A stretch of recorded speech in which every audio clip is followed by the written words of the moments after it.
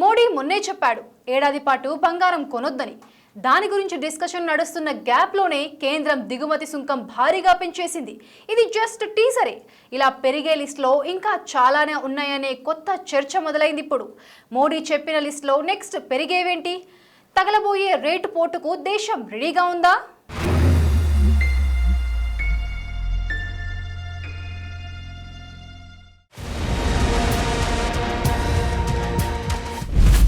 దేశంలో ఆర్థిక సంక్షోభం మొదలైందా?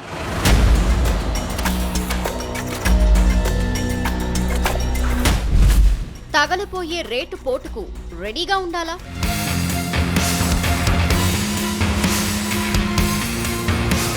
పశ్చిమాసియా యుద్ధం మొదలైన 2 నెలల తర్వాత దాని తాలూకు ఎఫెక్ట్ ఇండియాపై ఇప్పుడు మొదలైంది. ఇన్నాళ్లు యుద్ధ సంక్షోభం ఎలా ఉంటుందో తెలియకుండా గడిపిన వాళ్లందరికీ క్రైసిస్ ఎలా ఉంటుందో ఇకపై అర్థమవుతుంది.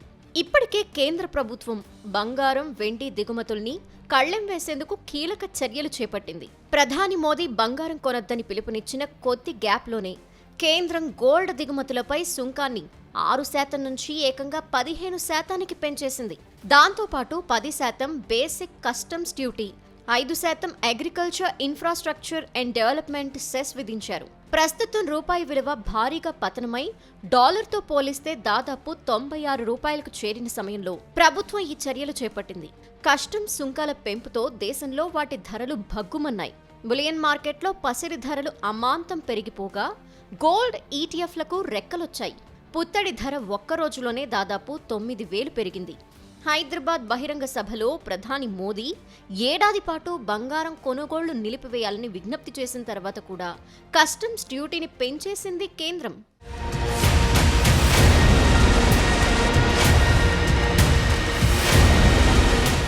ప్రపంచంలోనే బంగారం అత్యధికంగా దిగుమతి చేసుకునే రెండో దేశం ఇండియా. వెండి విషయంలో అయితే మనమే టాప్.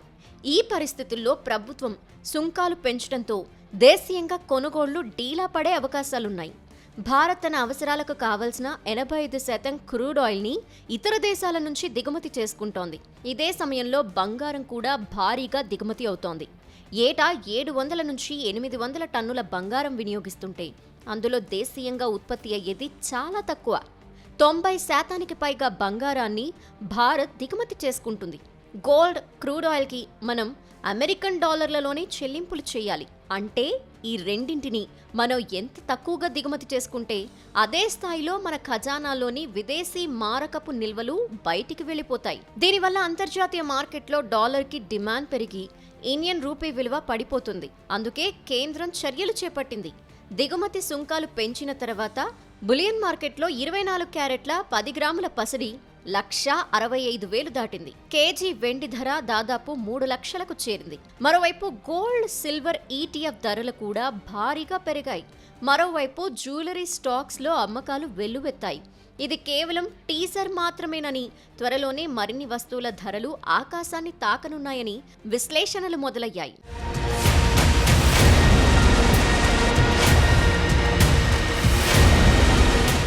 బంగారం దిగుమతులపై సుంకం పెంచడమే కాదు, కేంద్రం మరో సంచలన నిర్ణయం కూడా తీసుకుంది. త్వరలోనే కొత్త గోల్డ్ మానిటైజేషన్ పాలసీ తీసుకొచ్చేందుకు సన్నాహాలు చేస్తోంది. ఇది సామాన్యులకు కొంత ఊరటనిచ్చే విషయం అంటున్నారు. ఇంట్లో అలా పడి ఉన్న బంగారంతో వడ్డీ పొందే అవకాశం ఉంది. కేవలం 10 గ్రాముల బంగారం ఉన్నా బ్యాంక్లో డిపాజిట్ చేయొచ్చని కేంద్రం ప్రతిపాదిస్తోంది. ఈ గోల్డ్ మానిటైజేషన్ పాలసీ దేశ ఆర్థిక వ్యవస్థనే మార్చేస్తుందని భావిస్తున్నారు.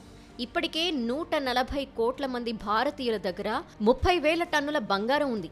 దీనిని వెలికి తీసేందుకు మోడీ సర్కార్ మాస్టర్ ప్లాన్ వేసింది. బంగారం దిగుమతులు తగ్గితేనే రూపాయి విలువ బలపడుతుందని ఆర్థిక నిపుణులు చెప్తున్నారు.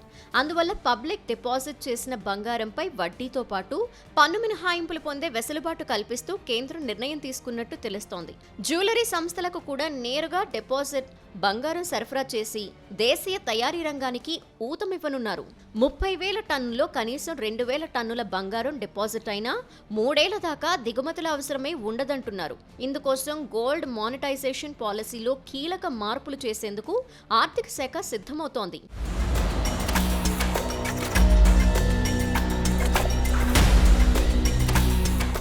బంగారంపై దిగుమతి సుంకం పెంచడం వల్ల కొన్ని ఇబ్బందులు తలెత్తే అవకాశం ఉంది.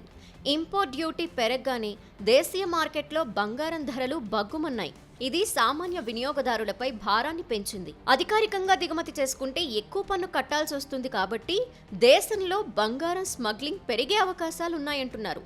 ధరలు పెరగటం వల్ల ఆభరణాల కొనుగోళ్లు తగ్గి జ్యువెలరీ పరిశ్రమలో అమ్మకాలు క్షీణించే అవకాశం ఉంది.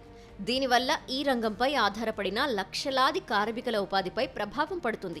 ఈ నిర్ణయం స్వల్పకాలికంగా వినియోగదారులకు కష్టంగా అనిపించినప్పటికీ దీర్ఘకాలికంగా దేశ ఆర్థిక వ్యవస్థకు మేలు చేస్తుంది. క్రూడ్ ఆయిల్ లాంటి అత్యవసర దిగుమతుల కోసం విదేశీ మారక నిల్వలని ఆదా చేసేందుకు ఇది ఉపయోగపడుతుంది. పైగా అనవసర ఖర్చుల్ని తగ్గించి పెట్టుబడుల్ని దేశాభివృద్ధికి ఉపయోగపడే రంగాల వైపు మళ్లించేందుకు ఇదొక మార్గం. పశ్చిమాసియాలో యుద్ధ సంక్షోభంతో భారత్లో ఆర్థిక పరిస్థితులు క్లిష్టంగా మారుతున్న వేళ ఇలాంటి చర్యలు తీసుకోక తప్పదంటున్నారు. అందుకే ప్రధాని మోదీ కూడా పరిస్థితులకు తగ్గట్టు ప్రజలు కూడా మారాలని కోరారు. దేశం కోసం, భవిష్యత్తు కోసం ఇది మనందరి బాధ్యత అనే నినాదాన్ని బలంగా వినిపిస్తున్నారు.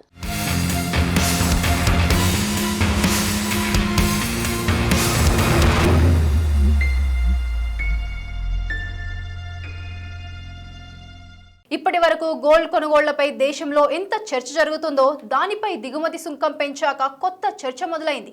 మోడీ చెప్పిన లిస్టులో గోల్డ్ వంతు అయిపోయింది. మరి నెక్స్ట్ ధరలు పెరగబోయేదేంటి? పెట్రోల్, డీజిల్ రేట్లు కూడా పెరిగితే సామాన్యుల పరిస్థితి ఏంటి? ఇలా చాలా ప్రశ్నలు వస్తున్నాయి. అసలు సంక్షోభం అంతా ముందుందా?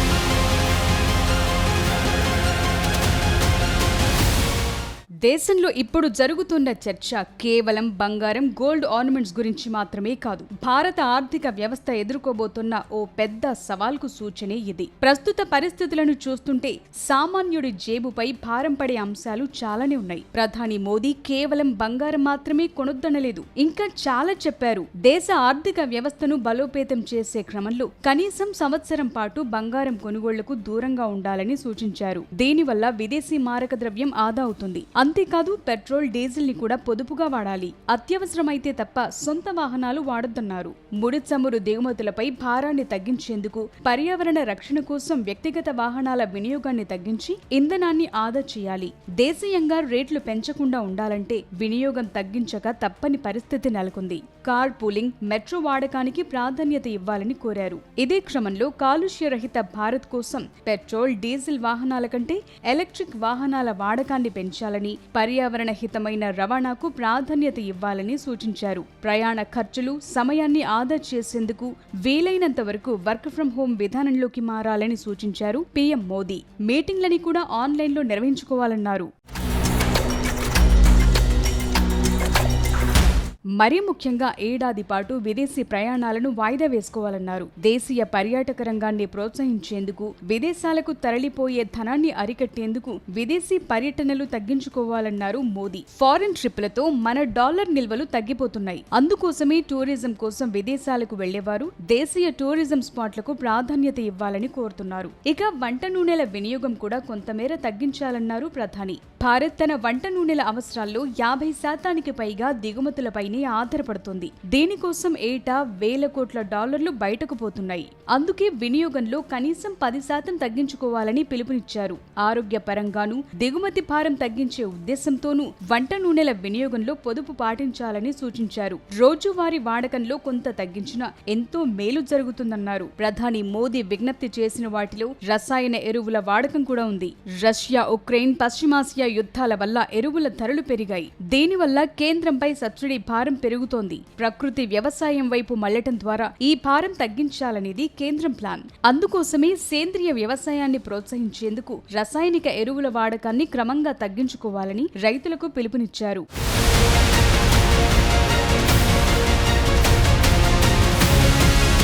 పశ్చిమాసియాలో సంక్షోభంతో దేశంలో ఎరువుల కొరత కూడా తలెత్తే అవకాశం ఉంది. అందువల్ల 50% ఆర్గానిక్ పద్ధతుల్లోనే సాగు చేయాలని కోరారు. వ్యవసాయ రంగంలో విద్యుత్ ఆదా కోసం సోలార్ పంప్ సెట్లని వినియోగించాలన్నారు. క్రమంగా పునరుత్పాదక ఇంధన వనరుల వైపు అడుగులు వేయాలని సూచించారు. స్థానిక ఉత్పత్తులను కొనుగోలు చేయడం ద్వారా దేశీయ పరిశ్రమలను, చేతివృత్తుల వారిని ఆదుకోవాలని, వోకల్ ఫర్ లోకల్ మంత్రాన్ని పాటించాలని కోరారు. ముఖ్యంగా మధ్యతరగతి కుటుంబాలు అనవసరపు ఖర్చులను, ఆడంబరాలను తగ్గించుకుని పొదుపు చేసి ఆర్థికంగా స్థిరపడాలన్నారు. ఇంపోర్టెడ్ వాచీలు, కెమెరాలు, ప్రీమియం ఆల్కహాల్ లాంటి వస్తువులపైన సుంకాలు పెంచి వాటి వినియోగాన్ని తగ్గించే దిశగా అడుగులు పడుతున్నాయి.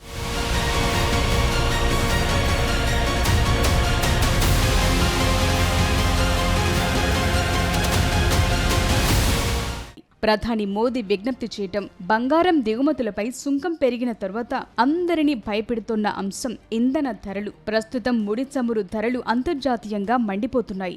ఆయిల్ కంపెనీలు భారీ నష్టాల్లో ఉన్నాయని రిపోర్ట్స్ చెప్తున్నాయి. 5 రాష్ట్రాల్లో ఎన్నికలు ముగియటంతో ఏ క్షణమైనా ధరల పెంపు ఉండొచ్చనే సంకేతాలు అందుతున్నాయి. పెట్రోల్, డీజిల్ రేట్లు పెరిగితే అది కేవలం వాహనదారులకే కాదు, రవాణా ఖర్చులు పెరిగి పాలు, కూరగాయలు, నిత్యావసర వస్తువుల ధరలు ఆకాశాన్నంటుతాయి. అప్పుడు రేట్ల పోటు నేరుగా సామాన్యుడికే తగులుతుంది. అందుకోసమే ప్రభుత్వం ఇప్పటికే ప్రజలను వ్యక్తిగత వాహనాల వినియోగం తగ్గించి పబ్లిక్ ట్రాన్స్పోర్ట్ వైపు మళ్లాలని కోరుతోంది.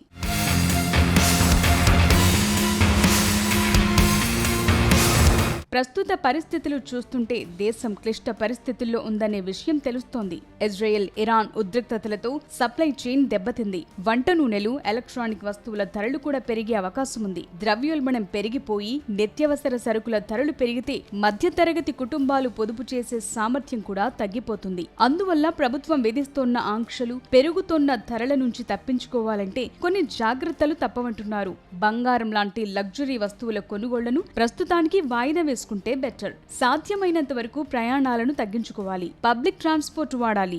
బంగారం దిగుమతులపై సుంకం పెంపు జస్ట్ బిగినింగ్ మాత్రమే. రాబోయే రోజుల్లో ఇంధన ధరలను కూడా పెంచితే సామాన్యుడికి అసలైన అగ్ని పరీక్ష అప్పుడే మొదలవుతుంది. ప్రభుత్వం తన వంతుగా సబ్సిడీలతో ఆదుకుంటున్న ప్రపంచ పరిణామాల దృష్ట్యా మనం కూడా పొదుపు పాటించక తప్పని పరిస్థితులున్నాయి.